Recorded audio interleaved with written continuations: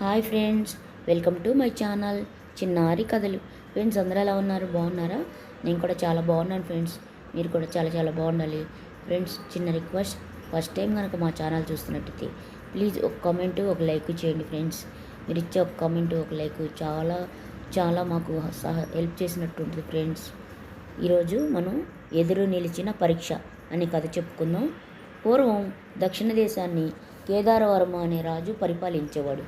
ఆయనకి రాజోద్యోగులు ఎలా పనిచేస్తున్నారో తెలుసుకోవాలనిపించింది.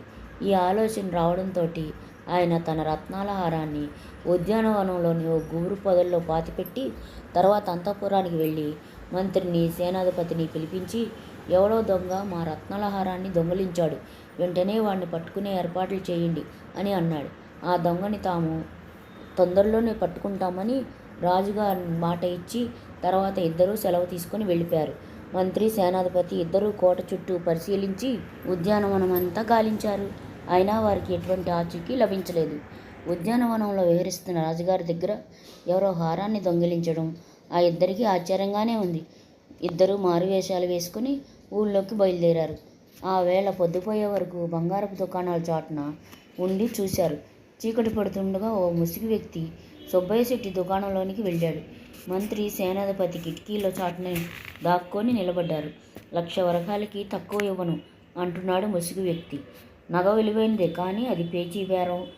కర్మకాలి పట్టుబడితే నీతో పాటు నేను కూడా ఊచలు లెక్క పెట్టాలి అంటూ ఆ ముసుగు వ్యక్తికి సర్ది చెప్పాలని చూస్తున్నాడు సుబ్బయ్య శెట్టి. మంత్రి కళ్ళు మెరిశాయి.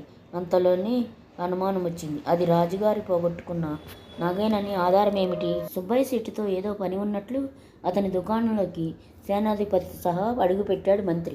రండి రండి, రాజుగారి సొత్తు ఈ దొంగ కాజేసి తీసుకొచ్చి అమ్మాలని చూస్తున్నాడు. నేనే తమకు రహస్యంగా కబురు చేయాలని అనుకున్నాను. అంతలో తమరే వచ్చారు అంటూ ముసుగు వ్యక్తిని అతడు తీసుకువచ్చిన హారాన్ని అప్పగించాడు రాజభక్తి కలిగిన సుబ్బయ్య శెట్టి. మంత్రి సేనాధిపతి ముసుగు వ్యక్తిని బంధించి రాజుగారి వద్దకు తీసుకువెళ్లారు. ఆశ్చర్యపోయాడు రాజు. నిజంగా తన హారం దొంగిలించబడలేదని ఆయనకు తెలుసు. మంత్రి సేనాధిపతి తమ పదవులు నిలబెట్టుకోవడానికి తాను పాతిపెట్టిన రత్నాల హారం లాంటి మరో హారాన్ని సంపాదించి ఏ కిరాయి దొంగనో తీసుకొచ్చినట్టున్నారు. ఈ విధంగా ఆలోచించిన రాజుగారు ముసుగు వ్యక్తిని విడిచిపెట్టి మంత్రిని సేనాధిపతిని ఖైదు చేయించాడు. తర్వాత రాజుగారు ఉద్యానవనానికి వెళ్ళి తాము పాతిపెట్టిన రత్నాల హారం కోసం చూశాడు. అది నకిలీది. మంత్రి సేనాధిపతి ఇందాక తనకిచ్చిందే అసలైనది. రాజుగారు తిరిగి ముసుగు వ్యక్తిని పట్టి తెప్పించాడు. అతడు మరెవరో కాదు, రాజుగారి ఉద్యానవనంలో తోటమాలి.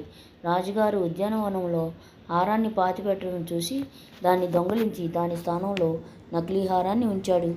తోటమాలి నిజం ఒప్పుకోవడంతో నిజాయితీపరులైన మంత్రి సేనాధిపతుల్ని విడుదల చేయించాడు రాజు. ఎంతో నమ్మకంగా ఉండే తోటమాలి ఇంత అకస్మాత్తుగా దొంగతనం ఎందుకు చేశాడో తెలియలేదు రాజుగారికి. ఇక తాను ఆ సమస్యను తెలుసుకోలేక మంత్రిని పిలిపించి తన సందేహాన్ని వెలిబుచ్చాడు.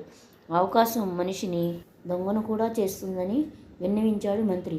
దాంతో రాజోద్యోగులకు పరీక్షించే నిమిత్తం చోరీకి అవకాశం కలిగించే చర్యలు ఎన్నడూ చేయలేదు మహారాజు. ఫ్రెండ్స్, కథ నచ్చిందా? నచ్చితే ప్లీజ్ చిన్న లైకు, ఒక చిన్న కామెంట్ పెట్టండి ఫ్రెండ్స్. కథ ఎలా ఉందో. ఉంటాను, బాయ్.